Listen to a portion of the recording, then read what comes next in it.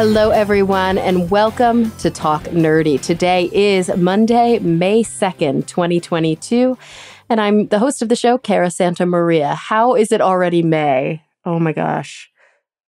COVID has made me very bad at understanding time. Like, my chronology is really, really screwed up, and I'm having a difficult time sort of like, I don't know, recognizing how much time has passed.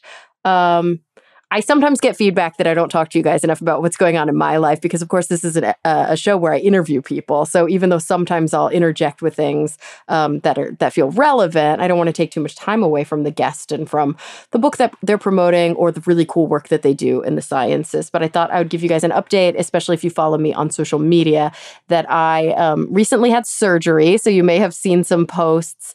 I'm okay. It was a scheduled surgery, so not an emergency. But wow, I've never had surgery before. And so I was pretty scared going in. I got through it, but I have to say the first couple days after were pretty rough. I had some pretty intense anesthesia effects. I'm wondering if you guys had something similar. A sore throat they didn't quite intubate, but they used something slightly different than intubation that goes above your epiglottis to hold it open. Because yes, when you're under anesthesia, they have to hold your throat open so that they can breathe for you in case if anything bad happens. Also, anesthesia apparently does depress your breathing, so they need to be ready for that. It's the first time I ever had an IV. It's the first time I was ever admitted to a hospital. I definitely felt woozy after. I woke up pretty quickly and was kind of with it pretty quickly, so they were able to take me out of recovery and back to my room relatively fast, but definitely was chomping on those ice chips. I hadn't eaten or drink or had anything to drink in hours, and my mouth was quite dry, but I also felt like I was going to puke. So I had to take it easy the first couple days. And yeah, I was pretty woozy, pretty out of it. Couldn't really watch TV. Was just in and out of sleep and pretty uncomfortable. And then slowly but surely, I started to regain my strength. So I'm recording this right now exactly a week from when I had surgery. And I'm just now feeling kind of like back like myself. There's still a little bit of pain, but all in all, I'm kind of back to normal. My appetite's back and my strength is back, and that's huge. My sleep is completely screwed up though, because I was napping so much. It's so easy to get out of that cycle and that rhythm, and it's hard to get back on it. But anyway, feels weird just talking to nobody, or to everybody. I know, I'm talking to all of you, but nobody's literally sitting across from me. I keep looking at my dog, Killer. He's listening. He's listening. He doesn't understand a word I'm saying, but he's listening. So I appreciate all of the well wishes online. And thank you so much for all of your really kind words and all of your support. And I just got to say, as somebody who works in a health field, like kind of in an ancillary way, I work as a psychotherapist, but within a cancer center. So all the patients I see have had multiple procedures. They have to get stuck all the time, so much so that some of them get a port so that they don't have to get stuck so much.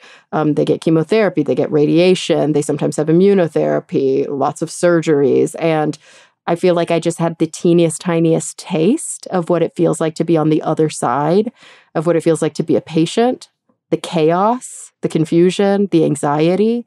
And, I think part of me kind of knew, but never really knew. Like, I was empathizing, but I didn't have firsthand knowledge or firsthand experience. And I still don't to a large extent, because that was a one-off. I had one experience. I'm not having them weekly. I'm not having them monthly, or for some people daily. So I just have to say that it just reinforced in my mind what badasses, those of you who are dealing with health problems, what badasses you really, really are. It's not an easy thing. And I see you. I'm rooting for you, and thank you for being you. I just realized I haven't thanked the my supporters this week. I say it always at the top that Talk Nerdy is and will always be 100% free to download. I don't work for anybody here, so I don't get a paycheck. The only way that I can keep this train on the tracks, that I can pay the editor, that I can pay my incredible assistant, is that I read ads on the show, and then I really do heavily rely on support from individuals just like you. If you want to pledge your support for the show, all you've got to do is visit patreon.com/talknerdy. You also get some perks along with it. There's a way to listen to the show ad-free. There's a Discord server, and I want to start having some conversations with my top supporters. And I'd like to open up like how exactly we're going to do that. This week's top supporters include Daniel Lang, David J.E. Smith, Mary Neva, Brian Holden, Christopher Pitts, Dudas Infinitus, Gabriel F. Jaramillo Gonzalez, June Sapara, Leonard Prince, and Ulrika Hagman. Thank you all so very much. And of course, I'm noticing that I have messages on Patreon that I never, ever get to. Thank you guys for reaching out. There's so many different ways to get in touch now. I always forget that there are inboxes on every website. So apologies, bear with me, but I promise I will say hello. Julie Doncaster, I'm going to say hello right now. You sent me a super sweet message, and I just want to thank you so much. You want to hear me typing? I have a quiet keyboard. I don't know if you could hear that, but that's me saying thanks, Julie. Live on air. Live to tape. All right. Enough about me. Let's talk about this week's show, because I had the opportunity to sit down with an incredible writer, a wonderful woman who's doing really important work. Her name is Katie Worth, and she's an investigative journalist who writes about science, politics, and how they intersect. She previously worked as a frontline Columbia Tow Journalism Fellow. She was selected as an O'Brien Fellowship in Public Service Journalism a few years ago.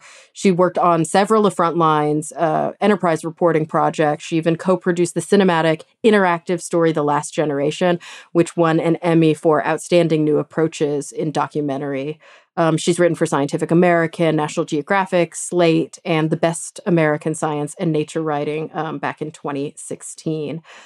So her new book is called Miseducation: How Climate Change is Taught in America. And we're going to talk about what our kids are hearing about climate change across the country. So without any further ado, here she is, Katie Worth. Well, Katie, thank you so much for joining me today. I'm so glad to be here. Thanks for having me. So I'm super excited to talk about not just your book, but also all of the incredible work that you've done in journalism, but especially in sort of this area of science journalism. Your book is published by Columbia Global Reports, and it's called Miseducation: How Climate Change is Taught in America. And this book came on the heels of some reporting that you were starting to do, right? Like, was it an assignment? Was it something that you stumbled upon? How did you get into probably the depths, I would have to say, of what is going on in the classrooms across America and what our kids are learning about with regard to climate change? Well, there are sort of two origin stories for this book. Okay. One was when I was a reporter at the PBS series Frontline. We were, a colleague and I were kind of given an assignment to go do a story about climate change in the Marshall Islands. And if your listeners know anything about the Marshall Islands, it's that it's a low-lying nation in the middle of the Pacific, and it's kind of remarkably low altitude. So like the highest point on these islands are like 15 feet above sea level. So you can imagine that they're already being impacted by storms. Big storms come through, wash entirely over the islands and salt the water.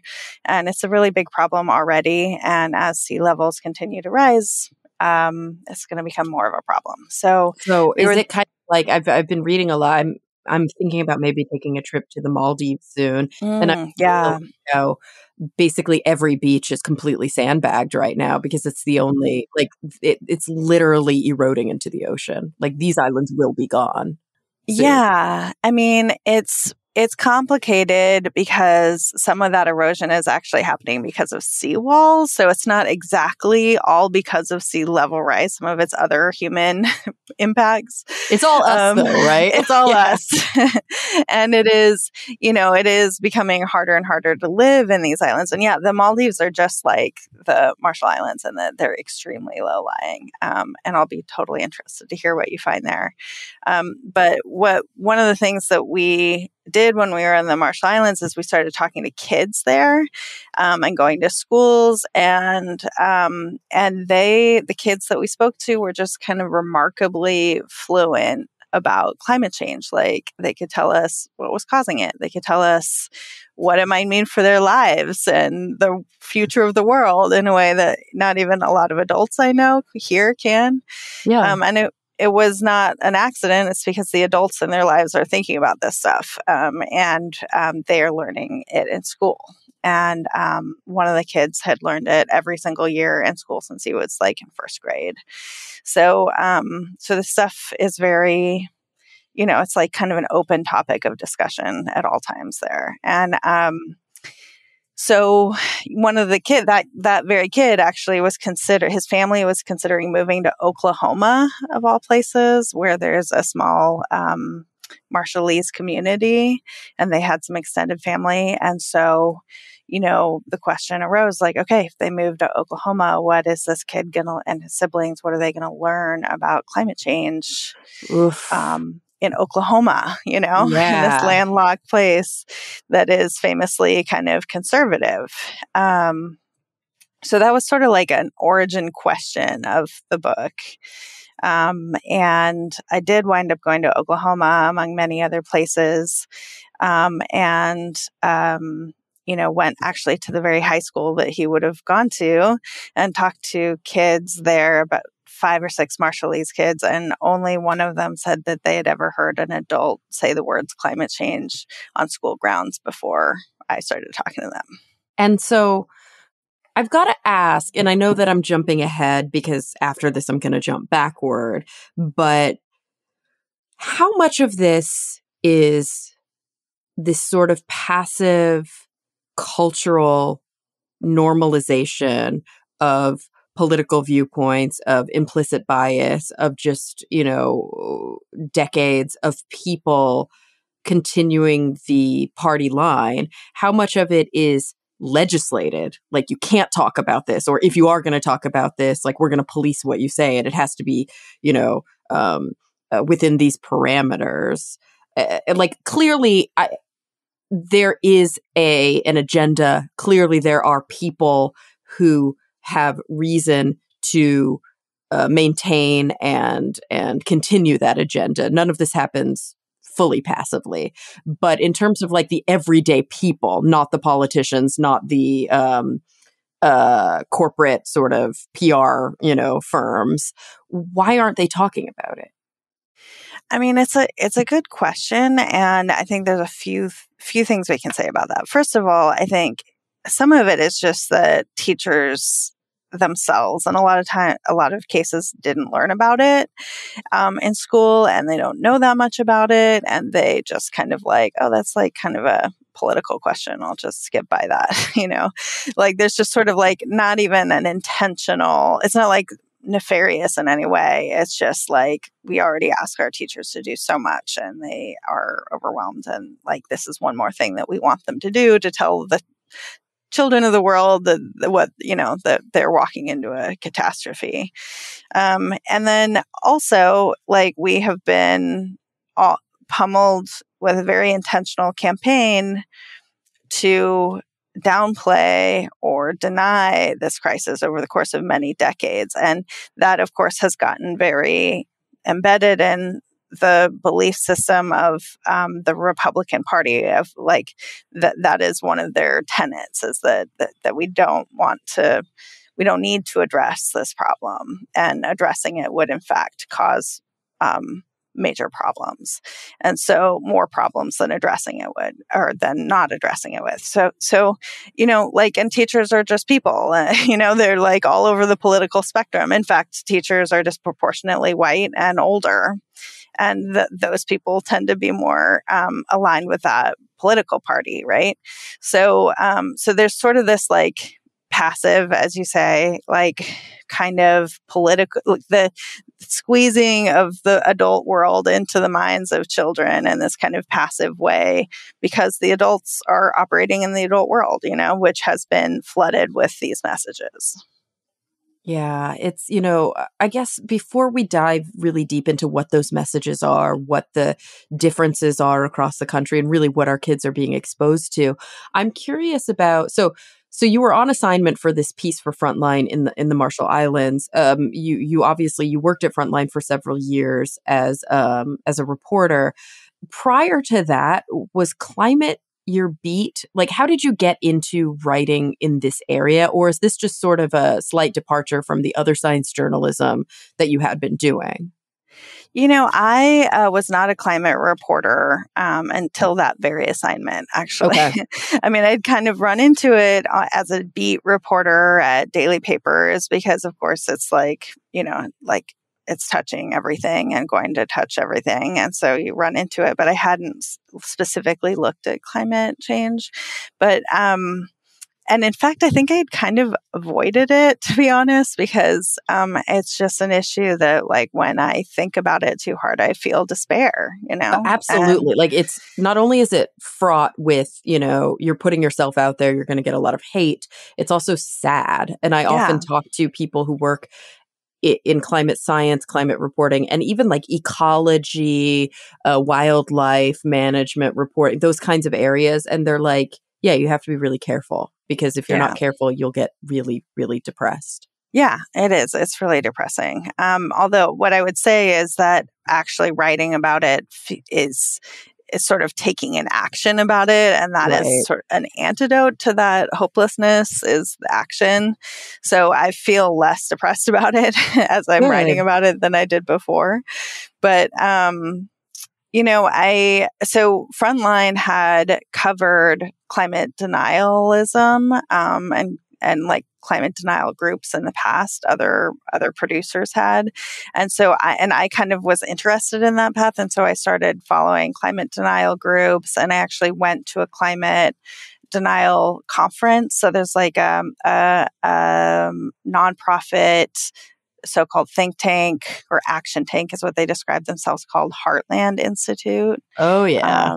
Yeah. So they're based in Chicago. Every year they have this conference where they bring together all of the kind of big names in the climate denial world. And I went to a couple of them, and at one of them, the then president of Heartland, I was chatting with him, and he mentioned that they were about to send out a book to every science teacher in America called "Why Scientists Disagree About Global Warming," and a DVD called "Unstoppable Solar Cycles," which of course pushed the idea that this is all natural, which the evidence does not support. So they did so. I mean, I don't know if they hit every teacher in America, but they did send out hundreds of thousands of copies of these packets.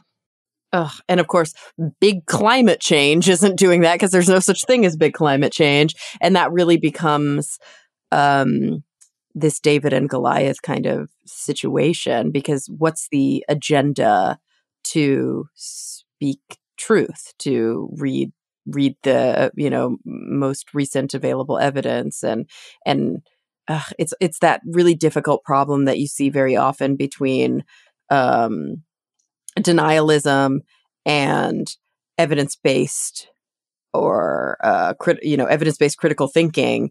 This sort of, when you're in the ring and one team is willing to, I guess, hit below the belt and the other team wants to play by the rules, how do you maintain fairness, equity, and really ensure that the conversation is being held appropriately? Yeah, I mean, that's a really good question, and it's like there are groups out there that are concerned about climate education, but yeah, they're not sending out a book of lesson plans or their perspective to every science teacher in America. That's not how they're operating, filled with lies. Like Yeah. so it is a totally different game.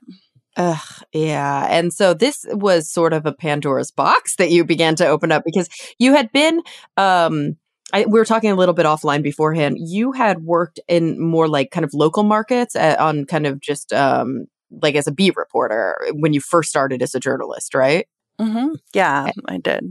And then you discovered science journalism and started sort of narrowing, I don't want to say narrowing your focus, but you started, let's say, expanding your focus and including a lot of science stories. Yeah. And I think, climate change is the biggest science story of our era, maybe the biggest story of our era. And so it was probably fate that I would stumble into it. But also, I would say that I've always been attracted. The thing in science journalism that I'm so attracted to is where it meets policy, and where it meets humans, not just like, oh, there's a new galaxy discovered somewhere far away, but like, this is scientists are human.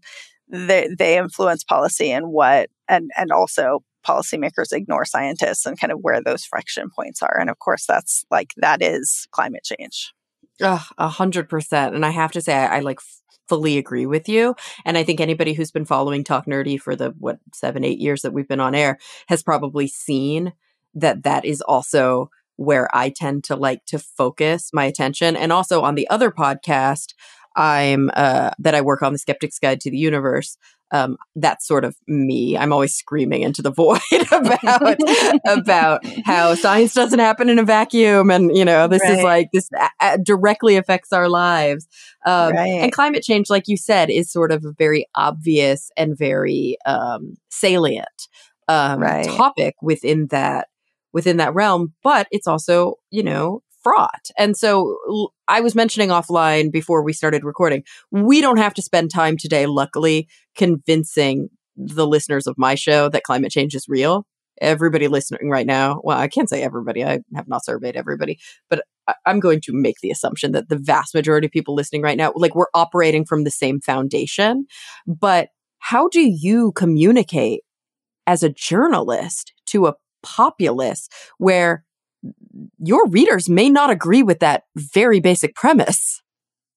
I mean, I spent about a chapter kind of walking through like what do we know about, why do we know what we know about climate change? And then like why do we not know about climate change? Like what is it? Who has been pushing these messages of denial into our world and into our minds? And there's a really long and very well documented history of the fossil fuel industry doing that. So like there's been beautiful investigative journalism done on that issue over the last several years. And, and we know a lot about what happened. We know that these fossil fuel companies, they themselves were protecting themselves against climate change because their own scientists said it was serious.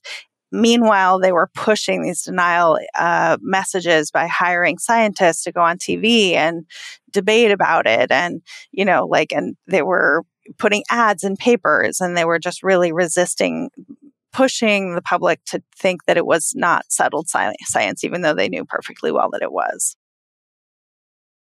Yeah, so much hypocrisy. I mean, I think it parallels beautifully with what we now know about the tobacco industry and their PR campaign and their legislative agenda. And in some ways, it's funny. I'm thinking this is like the dumbest parallel, but I have to say I'm fangirling a lot because I'm obsessed with Frontline. And again, anybody who's listened to my show or who listens to me rant on the Skeptic's Guide has heard me recommend probably like 40 Frontline documentaries over the years.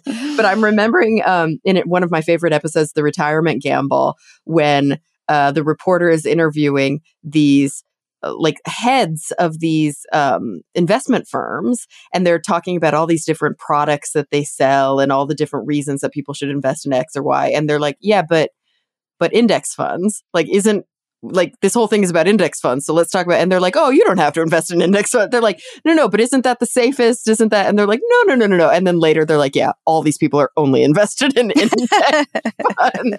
And it's like, exactly. You always see this. The people that are in the know and that are pushing the most atrocious campaign, like disinformation campaign, are also the ones who are actively mitigating for their own personal benefit.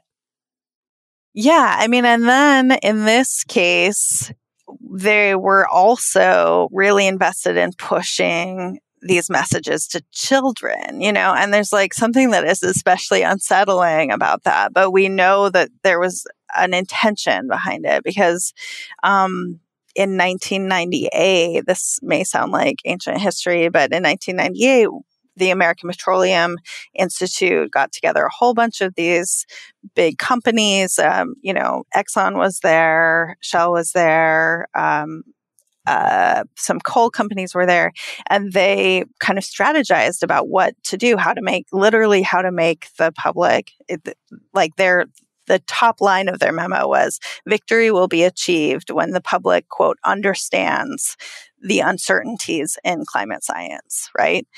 And they had all these strategies that they wrote out. And one of them specifically was to target education and to target kids. And they said that that was necessary to, quote, erect a barrier against future regulation. Right. This is like, it's get them while they're young. It's Hitler Youth. I mean, it's like, not to evoke that name, but like, this is a very old strategy that we know sadly works. It does work. I mean, they've been fossil fuel companies and many other companies, kind of try and get their messages in front of kids, because then that does influence how those kids will act and policy choices made by those kids in the future for decades to come. And so your reporting shows that not only is that 100% true, but that the outcomes of that are pretty devastating. And to some extent, it's less about, I shouldn't say it's less about, because it's equally about denialism, but also just about this sort of almost lack of interest, lack of knowledge, this like whataboutism, this like shruggery of just kind of like, well, not in my backyard. And that part to me is so sad.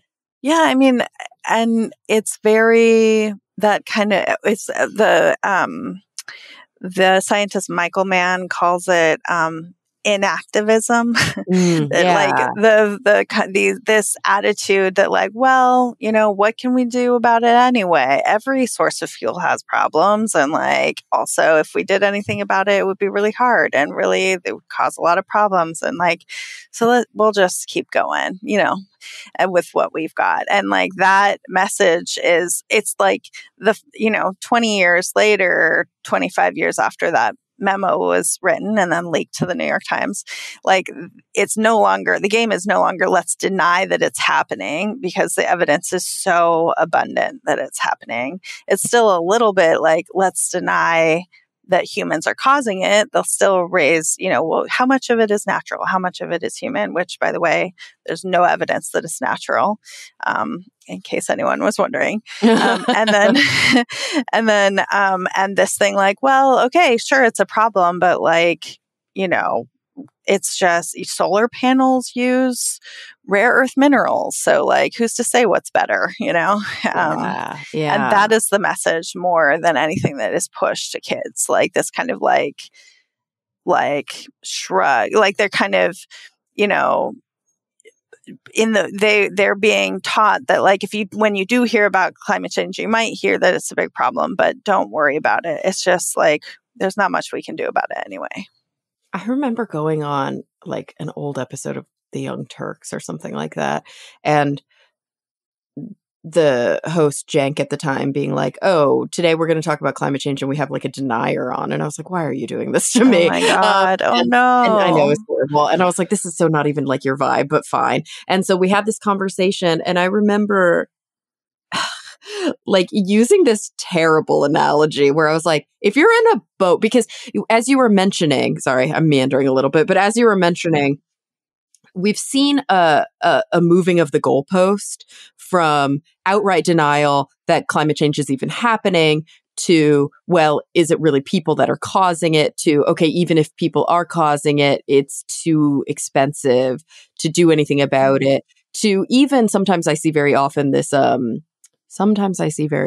I just said that, this argument of, yeah, but China, but India, this very kind of like when we know that the West has caused like 95% of the problem. And yet now that developing nations are starting to develop more rapidly, we're like, look, they want cars. They shouldn't have cars. It's disgusting. And I remember being like, if I'm in a boat and it's sinking and I got my Indian friend and my Chinese friend in the boat with me and there's a hole in front of each of us and that hole is slowly filling the boat with water, I'm going to plug my hole. I'm not going to be like, but he's not plugging his hole yet. Like, that makes no sense. Like, I'm going to plug mine, then I'm going to go over there if they haven't managed to plug theirs yet and help them. Like, it's the weirdest viewpoint that we have the but China, but India. Did you see that in your reporting? Oh my God, there was a lot of, okay. Yeah. Talk to me about that.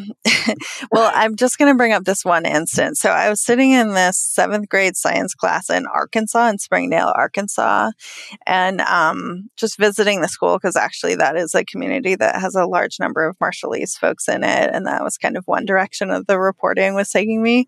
And in walks this representative of the Arkansas Independent Producers and Royalty Owners, which is like the Arkansas's main fossil fuel industry association.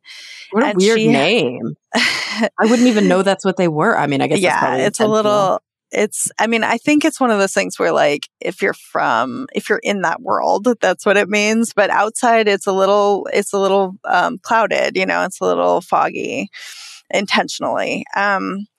But so she walked in and she had this PowerPoint presentation and it was for the 7th graders. And she talked about, some of it was like kind of legit information about like where you can find oil and gas in Arkansas and what technology is used to pull it out of the geology under their feet, et cetera. But then there came the point in the presentation where she's talking about climate change. And she was like, yeah, sure. Fossil fuels have this problem with this carbon problem, which she didn't define or explain at all. But she says every source of fuel has a problem. Windmills kill birds. Solar panels are made using rare minerals. And then she said, like most of the problem is being caused by other people anyway. And even if America stopped using all fossil fuels tomorrow, it would make a 0.01% difference. To the world, which is not accurate. That is absolutely inaccurate. But that was what those kids heard. And like, they didn't ask any critical questions. They're just like, how much money could I make if I work for your industry? Like do you get vacation time if you work on an offshore oil rig, like those were the questions that these 7th graders were asking. And the teacher didn't ask any critical questions. So the kids would be totally excused if they walked out of that class being like, yeah, well, climate change is a problem, but it's like, we can't really, no matter what we do, it's not going to make a difference anyway, because it's mostly China and India's fault. Yeah. Oh my gosh. And that really is like, you talk to these kids, right? Like that really is what they were taking away from these conversations.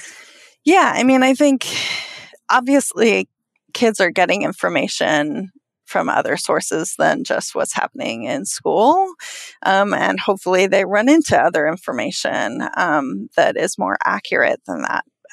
But yeah, from that conversation, this was a trusted adult. Why would they lie? And, and they were not being skeptical of that message. Yeah. And this is a trusted adult who was welcome in their place of learning, whose teachers were complicit in, teachers and administrators were complicit in allowing that message to be told. And very often these children, likely due to their SES, due to their geographic location, due to all of these different factors, are getting that message at home as well.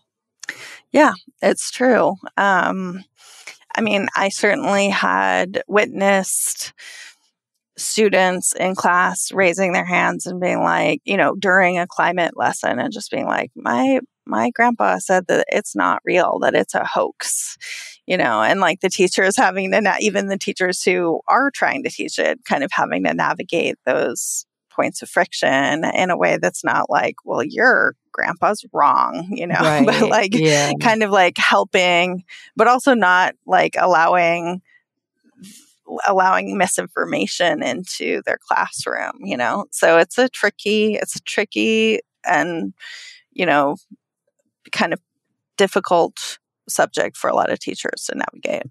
Yeah, and I think that's the thing we sometimes forget, especially those of us who are lucky enough to have worked in higher education and who have been in these sort of bubbles that are university settings, that the classroom for children is such a different animal than a college classroom, because children are children. They're not adults yet. And teachers are tasked with not just educating, but socializing, emotional education, caretaking, managing the thoughts and the feelings of the parents. Like, there's so much more that they have to put up with that college professors don't, and legally aren't allowed to put up with. Right. And, the teachers that I felt like, the teachers that I witnessed do the best job with this issue were doing all of those things. So like one of the teachers that I watched have this conversation with a kid was just like, yeah, it sounds like you're getting mixed messages from different people in your life, and that's so confusing. I can totally understand why you're so confused. You're like acknowledging the feelings, and then being like, yeah, it can be so confusing when we get this different information. But what I'm doing here is I'm just giving you evidence and giving you the best data I can, and you get to make up your own mind. You can look at the data, you can make your own decision that's independent of me or your parents.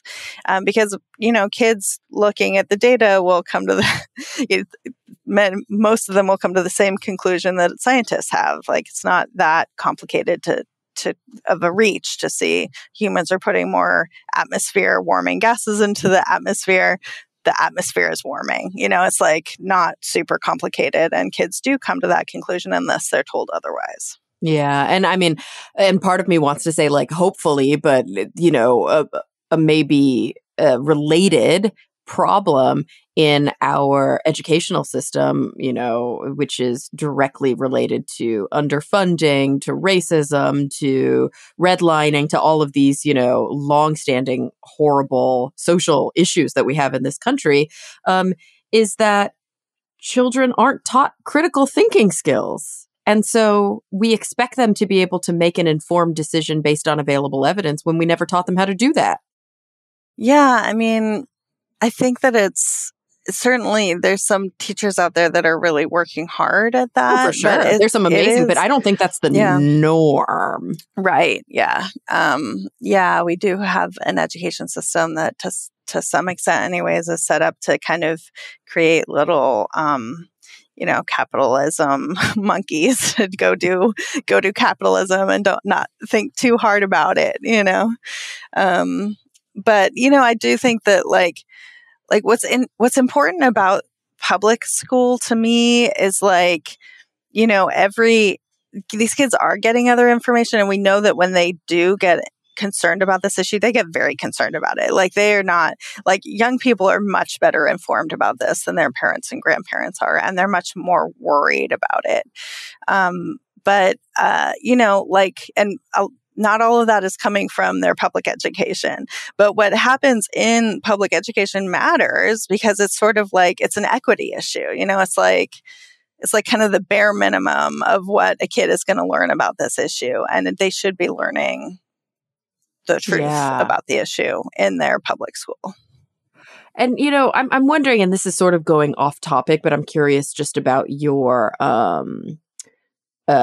perspective of this. Like, the vast majority of children in this country, I'm just looking up some statistics, do attend public school. Sadly, we're seeing that more and more. It's still a small percentage, but more and more a school is considered public, even if it's like a charter situation. So there still may be some changes to the curriculum. It's still a minority of students who are getting private education, homeschooling, or are in charters, but it's not an insignificant number of children. And so sadly, there's still a decent amount of kids who don't even have the privilege, I should say, of a public curriculum and a mandated curriculum that at least favors evidence, hopefully. Yeah, in many cases. So the deal with with like curriculum is that it's usually dictated in public schools by state standards. So every state adopts its own academic standards that basically say, like, in first grade, you should be able to add 3 different single digit sums or whatever, and so there's been a big back and forth over the last 5 or 10 years in some states about how much to include about climate change in those standards. And you're right, they only apply to public schools. So charter schools, private schools, in most states, homeschooling don't have to abide by the state standards. And, then the standards themselves in some places are pretty questionable on this issue. So not only do we have kids who are getting sometimes overt agenda-driven, religiously oriented, or politically oriented curriculum, or no curriculum at all. But even within the places where there is a standard, that's really what your reporting in this book is about, is that even in places where there is a standard, that standard is either weak or it is fraught. Yeah. And what's interesting, if intuitive, is that if you look at how each state addresses climate change in their standards, blue states, by and large, actually all blue states do fairly well. Not all of them do great, but none of them do poorly on climate change in their standards. Red states are all over the map. So, like, there's a group of people who climate educators who gave grades to each state based on how well their standards address climate change. And the red states got, I think there were 6 Fs and several Ds and Cs, and there were a few As. There's a few states that are doing better, but you can nonetheless sort of roughly guess what a kid will learn about climate change by knowing which political party is in charge of its state legislature. And not what they'll learn, but what they'll be mandated to learn by the state. And that's also an equity issue, because of course it's not like climate change stops at the border of Texas before striking, to check who's in charge of the state legislature. Kids everywhere are affected by this. And in some places they're learning about it, at least the basics of it. And in others they're not. Wow. I'm looking at this map right now and I'm kind of blown away by some of the states with the Fs are surprising me. Not, Texas, Alabama, Georgia, South Carolina. That doesn't really surprise me that much. Yeah. But Virginia, Pennsylvania? Mm-hmm. So Pennsylvania is just, this is an aside, but they had 20-year-old science standards at the time that those grades came out. They just in the last couple of years updated their science standards, and I think they've much improved. Right. So this could be a function of literally of equity and funding more than a function of agenda-driven. And functional government, you shouldn't have 25-year-old science standards, but some states still do. But, Texas just this last year adopted new science standards and for the very first time considered adding climate change to them. And I have now watched 38 hours of public hearings on the issue from Texas. And it was just really fascinating because there were folks on the State Board of Education. There were a lot of advocates that showed up to these hearings to push for better climate education. But there was also a group that showed up called the Texas Energy Council. And you can imagine what they were pushing. They were pushing for the oil and gas to be kind of uplifted by the standards, and for, the mention of climate change to be really, they weren't saying that it shouldn't be mentioned because kids will hear about it somewhere and they should get some education about it. But they were really minimizing it and kind of, making sure that it didn't turn the kids into, as one of their allies said, we don't want a bunch of little Gretas running around the state. So we said that out oh my God. In a public hearing. So for example, for a while, it looked like there was going to be a standard in there that said that kids should learn about efforts to mitigate climate change. So what are we doing to stop it? What can be done? And the Republican majority on the board ultimately struck that line and replaced it with describe the carbon cycle. So, which is important too. Like kids should learn about the carbon cycle, but that's not the same thing. And it was not an accident that happened. I can't help but think about another documentary that I think I originally saw on PBS on Independent Lens, The Revisionaries, which is all about how, the Board of Education works in Texas, how they have a massive stake and a massive control in textbooks that go all over the country. And they politicize this. They actively have these hearings where this small group of people who are like, so powerful, but like, who are they even? Are literally making decisions about what your kids learn, even if you don't live in Texas, and striking, conversations about slavery, conversations about evolution, and just really, really going in with a fine-toothed comb and making sure their agenda is right there in the text.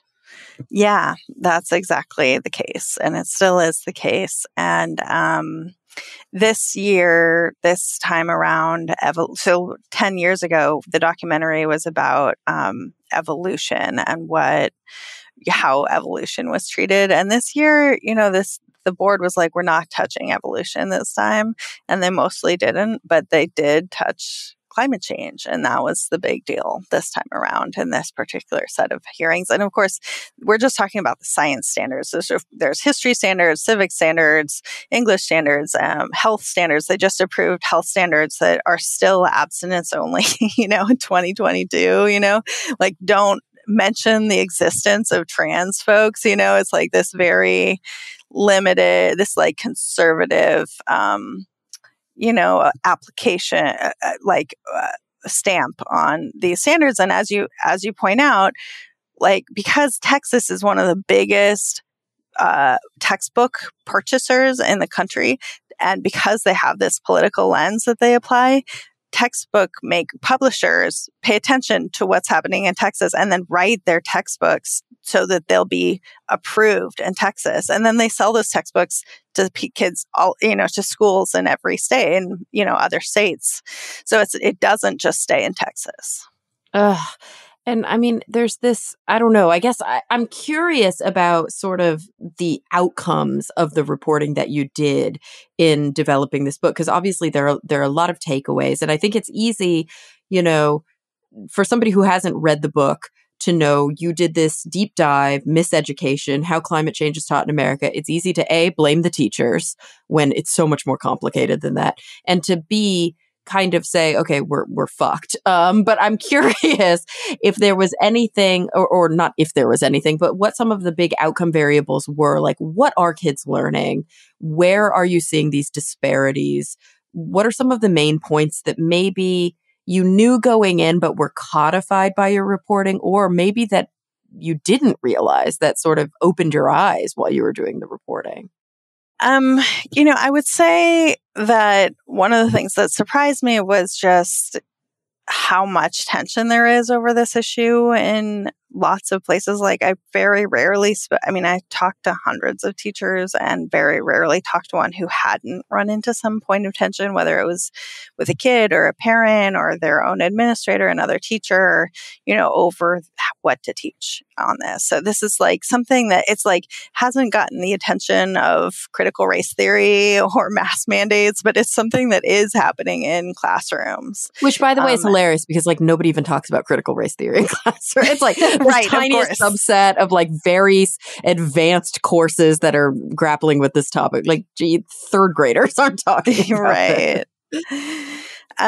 There hasn't been a ton of good survey work on this issue, but there have been a couple of surveys by a guy named Eric Plutzer at Penn State, I think he's at, and he found that most kids are running into some information about climate change, but usually, like, most teachers say that they only spend an hour on it a year, which isn't really enough to give kids much information about, and like really a clear understanding of what's happening.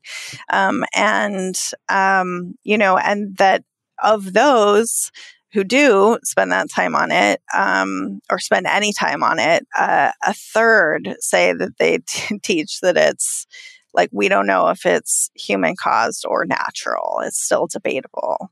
And 2/3 teach it as a debate, like have the kids actually debate it, even if they know that it's not natural, which is like having kids debate whether cigarettes cause cancer or something like that. It's like not good pedagogy, because then some kids are going to walk away thinking like, we don't know whether they cause cancer or not, which we do, Absolutely. So yeah, it's like not very, what we know is that it's not, there's some teachers doing a great job. There's probably a teacher in every district in America doing a great job, but there's a lot of teachers right next door to them that are not. And for many of them, the reason they're not doing a great job is out of fear, right? It's that they fear retribution, or they fear, that their career will be threatened, or they've been actively told that, they can't do a great job. Yeah, that is definitely the case in some cases. And then like I said at the beginning, in some cases it's just their own ignorance about I'm not saying that like they're ignorant people, but like this is something that you actually have to understand to teach. And like teachers didn't get a lot of information about it themselves. If they didn't, then it's like another task to go really figure it out well enough to be able to teach it. Yeah. Yeah. And so, in your view, as somebody who is sitting there, listening to these lessons, talking to the teachers, talking to the administrators, but also talking to the kids themselves and hearing their perspectives as they sort of walk out of the classroom, what does this mean? What is the direct consequence of these very different ways that children are being taught this incredibly important problem? Well, I think about that, the tobacco parallel that you brought up earlier. And like there was a lot of the 20th century where, people did debate whether cigarettes were causing cancer, like most of the 20th century, even though the science was really conclusive. But there had been this like narrative push that we don't know, not all doctors agree. And so that pushed back the regulation of the industry, the tobacco industry, for a long time. But then there came to be some moment when like you can't say that cigarettes don't cause cancer today. Like you'll just be laughed out of the room. Nobody is making that argument anymore. And I think that there's going to come that moment with climate change, like that nobody will be able to say like, we don't know what's causing climate change, or it's not humans, or it's not a big deal. And so the question is like, I mean, what's happening here is the fossil fuel industry wants to push that moment back as far as they can. And that's why they're targeting kids, And, but of course, pushing that moment back means so much more chaos for the planet, right? So like, I guess I'm kind of going around in a circle here, but I think what it means is why it matters is like, that moment could happen in 3 years or in 30 years. And that difference will make a really big difference for the planet and for the future of these kids.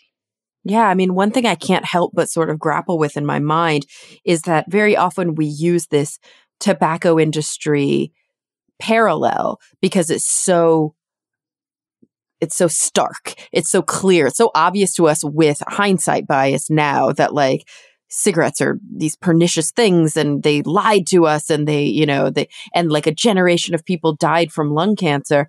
And not to minimize the abject tragedy of a generation of people dying from lung cancer, but, really what the outcome of that horrible campaign was that people were unknowingly poisoning themselves. And yes, there's some conversation we can have about secondhand smoke and the negative benefits of that, or negative effects of that. But ultimately, the difference is because of the actions of tobacco industry lobbyists and executives, people poison themselves. But because of the actions of oil executives and lobbyists, people are poisoning their home. It's not just about personal responsibility. It's about a collective, a global tragedy. And that is more pernicious, yet it doesn't feel as stark as the tobacco example. Yeah, no, you're absolutely right. And that, I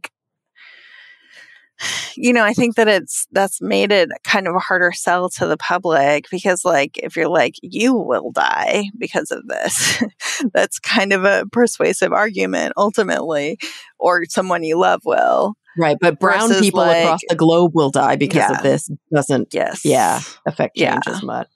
Right. Ugh. So talk to me about this, how do you not despair as you're doing this research? I was just going to go there because I realized we had gotten into a doom cycle. But one thing that I really hold on to is that there is hope, and there is hope. We don't have hope anymore of there not being global warming. That's not a thing. That ship has sailed. But there's a really big difference between a world that warms up by 2 degrees Celsius and a world that warms up 4 or 5 degrees Celsius. And we've actually made considerable progress toward at least some progress away from the 5-degree world, and are continuing to. And that is a meaningful thing. And it's really worth trying to limit the damage here. And we can. It's totally, absolutely within our control to do damage control at this point. And we have to. And we will, I think, and it's that gives me hope. And then, of course, a lot of the kids there's a lot of really smart people, young people, all people working on this issue, getting the word out in their schools, kind of bypassing the whole standards and debate by starting climate clubs or getting a resolution passed in their local district that, requires kids to learn about it, or doing assemblies on the issue, doing informal education on the issue that is really motivating and informative and pushing this issue forward with young kids, no matter what they're taught in school. Yeah. So I'm curious, what is sort of your hope, I guess, as you were writing the book and doing the reporting, and definitely now as you're getting the word out about it, what is your hope that people will take away from all of this investigation that you did? What is, if in a perfect world, what effect would your book have? I mean, I think that there's something to be said for just paying attention to what is happening in your community and in your state. It's like that story I was telling you about what happened in Texas last year with the Texas Energy Council. There were some teachers and some parents in there pushing back, but there weren't a lot, considering, this kind of this obscure little proceeding. Most of the time there's 24 people in that room, and it's going to affect millions of children, right? And so I just feel like if there's a way to get more attention paid to what's really happening in those rooms where these decisions are being made, about standards, and about local education, and just kind of the people who care showing up, then maybe the Texas Energy Council might not have been so persuasive, and not have, the conservative majority of the board not felt just so at ease doing the bidding of the Texas Energy Council.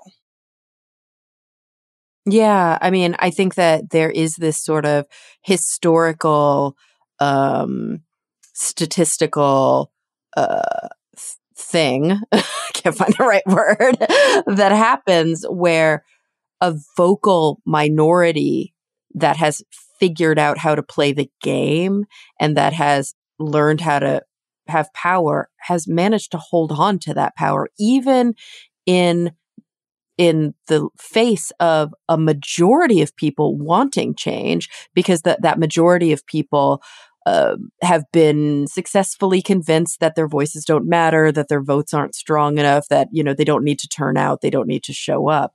And it is interesting that there is strength in numbers, and our democracy struggles when people are disillusioned and people decide my voice doesn't count. Yeah. Yeah. I think that's absolutely true. And that like smart organizing, political organizing can be so impactful. And like the fossil fuel industry in Texas knows that and did it. That's why there was the outcome that there was. Like they literally wrote some of the standards that are now going to be dictating what these textbooks say about climate change, right? And like it's because they figured out the system. They got their people on the right standards writing committees. They showed up to every public hearing. They had private meetings with the board members, et cetera. And like had there been an equal or larger push the other direction, then maybe it wouldn't have been quite so successful.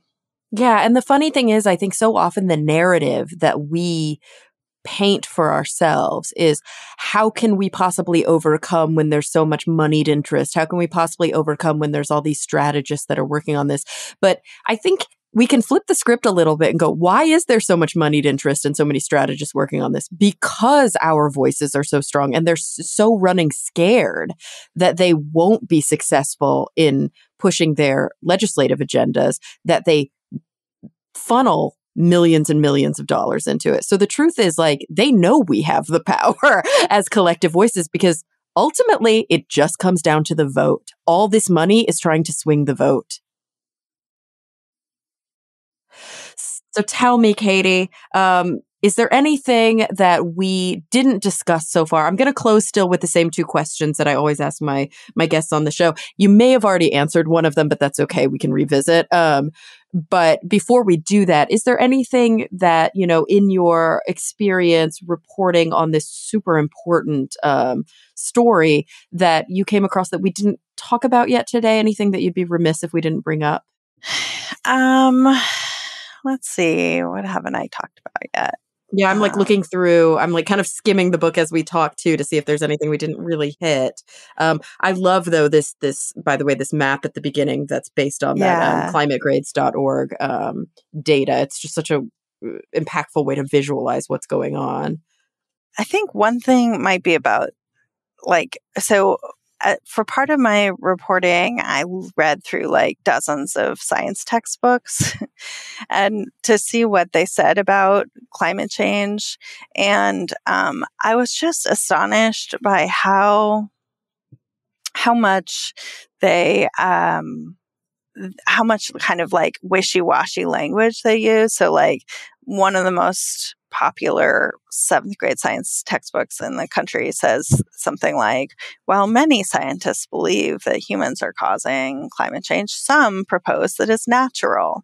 And like that's not like while 99.7% agree, like a very small and unimportant minority say it's natural. Yeah. Wow. And this is a book that's sitting on 1/4 of the middle schools shelves in this country, right? So a quarter of middle schools have that particular book on their shelves, or they did in 2018. It's probably less now, but that's still a big percentage of kids who are reading that line. And, like another textbook said something like climate change could have some positive effects and some less positive effects. What? Yeah. Oh my God. Like all of the effects are going to be positive. Some are just going to be less positive. That's egregious. It is. It's egregious. It's really gross. And, of course, like not everybody uses textbooks, probably less now than ever, but they still dominate. Like there was a survey in 2018 that found that I think it was only 9% of science teachers said they never used a textbook, right? So like there's still this authoritative source of information in schools. And so what they say about climate change, and there was a super interesting study by this lady named Casey Bush, who had kids read, like 500 kids read a section from one of the textbooks that was especially egregious, and then another read a kind of an altered version that, or half of them read one, half of them read this altered version that just didn't have any of the wishy-washiness or the climate denialism in it, and then tested what they thought of climate change afterwards and how sure they were. And it had a remarkable effect on just 250 words. Reading 250 words of like climate skepticism was enough to shake even kids who previously had felt very strongly about climate change. Yeah, of course. I mean, the thing is, like, as a kid, you are much more susceptible to authoritative voices. It's just, you don't have the critical thing. I mean, even as adults in this country, many people don't have those critical thinking capabilities. But as a kid, you are taught to trust adults, and you're taught to trust what you're taught at school. You're not supposed to question it. And that's sort of the culture. And it's really damning and dangerous to hear that. I mean, the problem isn't that only, 30 minutes or only, one paragraph or only whatever is having this outcome. The problem is that paragraph or those 30 minutes are happening. Right. Oh, I'm sad again. Okay. So Katie. So I'm going to... Oh, go ahead. Well, let me give you a little bit of an antidote to that, which is there's another super interesting study that showed that when you do teach kids about climate change, it not only affects how they feel about it, but also how their parents feel about it. And that effect is strongest in conservative families. So like I think they were like sixth graders who got a pretty like robust unit on climate change. And then they tested the parents' concern about climate change before and after. And these kids were coming home and talking to their parents about it over dinner or whatever in the car ride home. And like the parents became more concerned about it. Yeah. And I'm more trusting of it. I hear that a lot from my friends who work in museum science, that very often what they do is they target, I shouldn't say target, that sounds so nefarious, but they write their museum exhibits a little bit more, not always, but a little bit more to children, because then the children are actively teaching their parents, or their parents are needing to read and have that engagement with their children. And in doing so, their minds are being changed as well. Yeah. Wow. Interesting. Yeah. Smart. Yeah, that is very hopeful, because the truth is, very often, and again, we're probably about to get here when I ask you these last two questions. Well, actually, I'm going to jump ahead. So I always ask my guests the same two questions, and I'm going to do what I don't usually do and prime you a little bit and tell you what I often hear as a response. So I always ask my guests, when they think about the future, in whatever context is relevant to them. So it could have to do with their work, their personal lives. It could be familial, individual, familial, community-based, or like global, anything, whatever context is relevant. Number one, what is the thing that keeps them up the most at night, that they're the most concerned about? They've got some pessimism, maybe some cynicism. And then on the flip side of that, to end on a more positive note, where are they finding their hope and their, what are they looking forward to? And I can tell you that, I don't know, this is not a hard and fast statistic. 90% of the time people say climate change. It doesn't matter what field the person I'm interviewing comes from. Doesn't matter if we've been talking about gravitational wave physics, or if we've been talking about birth control, or, it doesn't matter. Like, it's very often climate change is the answer. And I always kind of hear the same story, and not to minimize it, because I do think it matters, but it's sort of like, I'm very hopeless, things don't look good, blah, blah, blah. And then on the flip side, well, the children, the younger generation, the kids are going to save us. And there's a part of me that's cynical about that, because I'm always like, but what about the adults? They're the ones voting right now. Right. Yeah. And so what you just said speaks to, like, that gives me hope that parents are coming along with the kids. Yeah. No, you're totally right. So anyway, that's a long and drawn out way for me to ask you those same two questions. And it's totally fine if you're like, Cara, we already answered them. We had this conversation already. But I'm also curious, maybe there's something we haven't talked about, because you're steeped in climate science right now. Is your head going to a different place, or is climate change really the thing?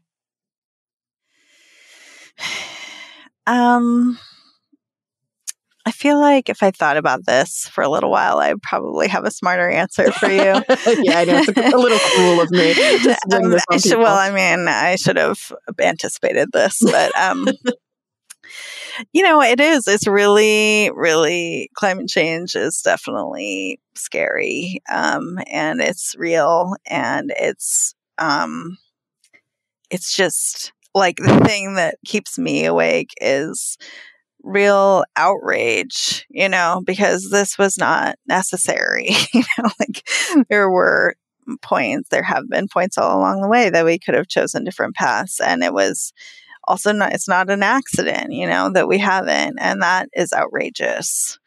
And one of the things about climate education that outrages me is that one of the most commonly used curricula about climate change that's used in classes all over the world is this curricula that BP came up with. What? And you may well have used it yourself, but it's the climate footprint app. Have you seen this? Where you put in... Now I know to not see this. What? You put in where you live and if you get to school in a car, or on your bike, and what you eat. Are you a vegetarian? How many siblings do you... all kinds of different things. And then they'll tell you what your carbon footprint is. And, maybe that's an interesting tool for adults, for us all to realize we're all part of this. But, this is to kids, it's giving them the message that this is an individual problem, right? Right. That they are ultimately responsible for affecting the change. Yeah. And they can't. This is a regulatory problem. This is a corporate problem. We know this. The vast majority of the reason our climate is on fire is because we're not regulating these industries. Right. And no matter how many straws you don't use or how many times you walk to school instead of having your mom drive you, not that that's even something that as a kid you have much control over, right. That's not going to solve this problem, but you're going to devote a ton of your energy to those things instead of for clamoring for change, for real change. And not just that, you're going to dedicate a lot of your mental energy to the abject anxiety that comes from feeling culpable. And just the survivor's guilt, the fear, the depression, all of these really severe mental health outcomes that come from basically blaming the victim in this problem. Yeah. Yes. And that's again, not an accident, right? It's as long as we're focused on not using plastic straws, we don't, and feeling worried and guilty, we're not organizing or demanding change, right. in a substantive way. Yeah, as long as we're making that choice not to buy that single-use plastic bottle, nobody's telling the industries that are producing them that they have to stop. Right. Yes. And so, okay, so I'm with you 100% on this. This is something that keeps me up at night as well. Where are you finding your hope? Where are you? I mean, you did tell me at the beginning, and you've given me a couple examples that through doing this reporting, you have felt dialed in, you're doing something. I think that for me personally, doing something about it, in my case, doing investigative journalism and writing a book, has been the best thing for my mental health about when it comes to climate despair, because action is just it helps alleviate that kind of powerlessness, despair feeling, and also transform it into rage, which is empowering. Yeah.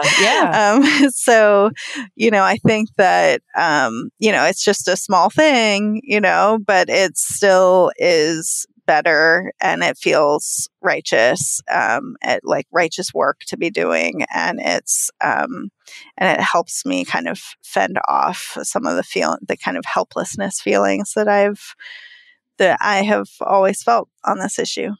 Yeah, I mean, in essence, sometimes things have to get bad enough for people to want to act. It's sort of like I see this all the time in mental health treatment, right? Like this rock bottom experience. Like sometimes people don't start their medication, or they don't reach out to therapy, or they don't check themselves into the hospital until things are really, really bad. And as unfortunate as that is, very often reflecting back, people say, I'm almost glad I went through that, because now I see what life could look like on the other side. And if I had always been hanging out in that sort of in between space, I probably never would have gotten help. And I think we see something really similar with activism.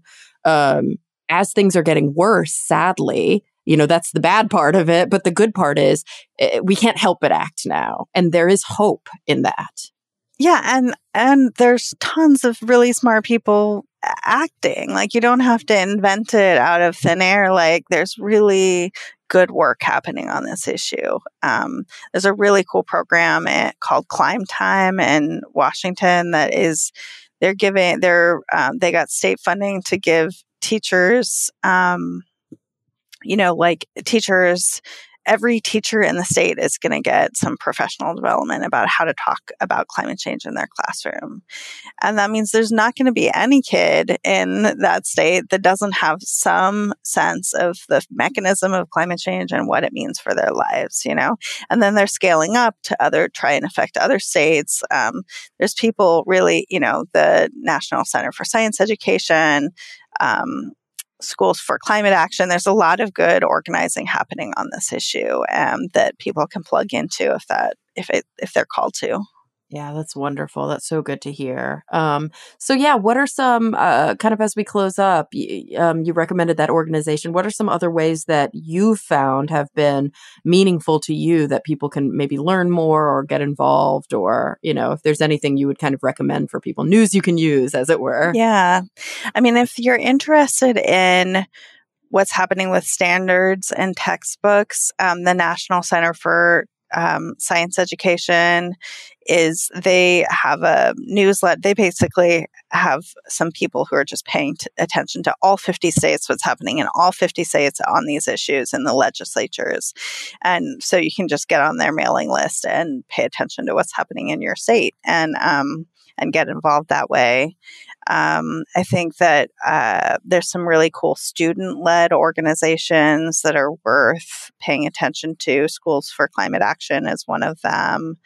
I would say just like figuring out what's happening in your community about it, and what is being taught in your schools, picking up your kids' textbook and just seeing what it says, like talking. I think those things are also meaningful and important. Absolutely. Well, everyone, the book is Miseducation: How Climate Change is Taught in America by Katie Worth. Katie, thank you so much for spending time with us today, for informing us, for engaging with us. This was such an important conversation. Yeah, it was really my pleasure. Thanks for having me. And to everybody listening to the show today, thank you for coming back week after week. I'm really looking forward to the next time we all get together to talk nerdy.